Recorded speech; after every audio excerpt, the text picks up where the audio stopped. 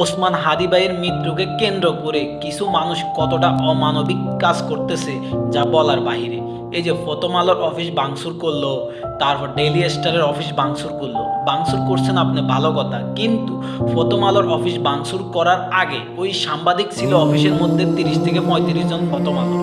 সেই সাংবাদিকগুলোকে আপনারা ভিতর থেকে বাইর না করে ভাঙচুর করে আগুন দিয়ে দিলেন সাংবাদিকগুলো ভিতরে থাকা অবস্থায়। এটা কতটা ন্যাক্কারজনক কাজ হতে পারে?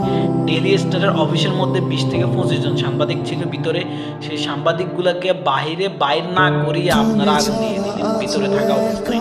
এটা কতটুকু যৌক্তিক হইতে পারে? একজন মানুষকে মৃত্যুকে কেন্দ্র করে আপনারা আন্দোলন করতেছেন, প্রতিবাদ জানাচ্ছেন, ভালো কথা, সাধুবাদ জানাই, কিন্তু কিছু অসৎ মানুষ, কিছু খারাপ মানুষ এই মৃত্যুটাকে অন্যদিকে ডাইভার্ট করার জন্য তারা কিছু মনে করে খারাপ কাজ করতেছে। যেমন ডেইলি স্টারের অফিস ভাঙচুর করলো, ভাঙচুর করে ওখানে যে যা যা পারছে সব কিছু লুট করে নিয়ে যাচ্ছে, ডেস্কটপ নিয়ে যাচ্ছে, কম্পিউটার নিয়ে যাচ্ছে।